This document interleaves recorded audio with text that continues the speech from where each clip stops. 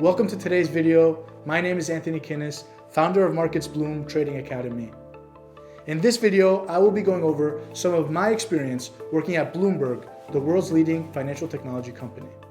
A good starting point is to review what Bloomberg offers.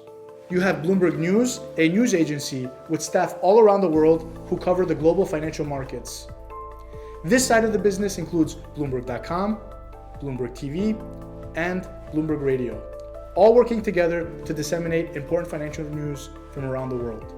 Then there's professional services, the real money-making side of the business, which offers subscriptions to software technologies designed for financial institutions.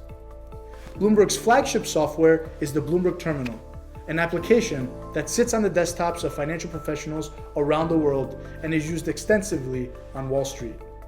In addition to the terminal, Bloomberg offers enterprise software which can be used across a whole financial institution. Things like compliance tools to ensure employees are meeting regulations, or data feeds for pricing algorithms. According to an article in investing.com, the privately held company is believed to generate over $10 billion in annual revenue, the large majority of that courtesy of its professional services division, which began with the inescapable Bloomberg terminals. Although enterprise software is a growing segment, the Bloomberg Terminal still represents the largest piece of that $10 billion annual revenue. According to Bloomberg.com, the Bloomberg Terminal sits on the desks of over 325,000 of the world's most influential decision makers.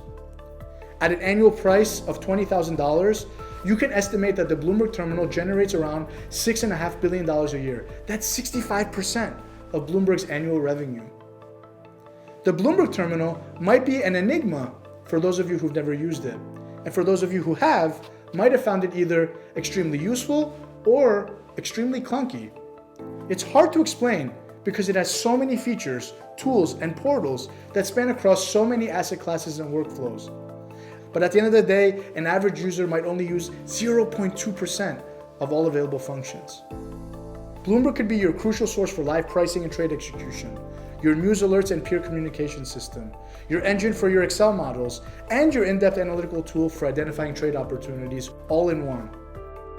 The best way to summarize the Bloomberg Terminal is by saying that it provides cutting-edge financial market information, analytical tools, trading solutions, news, and research communication. And the reason I know so much about the terminal is because I spent 6 years interacting with it every day. Initially on the analytics desk as a foreign exchange specialist and later as a relationship manager, positioning the terminal in the world's largest banks and financial institutions. During my career, I've had the privilege of walking around the trading floors of the world's largest financial institutions, consulting directly with traders who were responsible for billions of dollars in exposures for their firms. But despite all of its success, the Bloomberg Terminal has started to lose some ground in recent years. And not to any competing software, rather to a competitor that has already transformed many industries: automation. Just as machines have replaced humans in automotive production by performing tasks at a rapid pace and with more accuracy, on the financial trading floor, a machine can now make financial decisions much faster and with much more accuracy than a human. This progression of machine learning and algorithms means banks no longer need 10 foreign exchange traders to provide quotes to the sales team. Instead, all a bank needs is just one advanced algorithm to analyze more data faster and deliver better quotes that more accurately reflect market conditions, which is what ultimately makes banks more profitable. Did I mention the sales team? Sorry, they too are being replaced, albeit a bit more slowly. But inevitably, if you need to buy Eurodollar, why can't the algorithm just give you the prevailing market rate? And all of this is possible at the click of a button. Do you really need to interact with a human to confirm the details of your trade? The only reason the sales teams are still relevant is because a lot of us still prefer dealing with humans. We've all had at least one nightmare experience dealing with bots in a chat room or on an automated phone system. So for now, there's still an important relationship aspect to banking, but even that aspect is slowly eroding. A great example is the rise of online banks like Revolut and the retail trading space. People are perfectly okay banking with a virtual institution. If anything, most of us might even prefer that to a physical bank that is only open from 9 a.m. to 12 p.m. and never when you actually visit. Even so, Revolut seems to have a human on the other side of their support chat, something which plays a big role in customer satisfaction.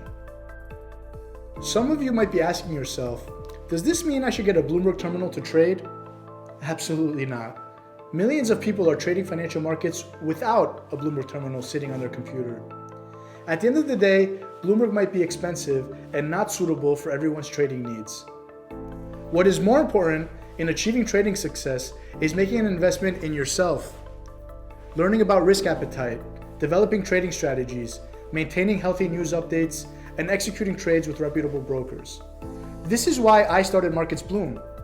At Markets Bloom, we believe in helping traders grow their understanding of financial markets and make more informed trading decisions. I hope you found this video insightful. If you'd like to chat with me directly or have any questions, please feel free to contact me via email or by visiting our website.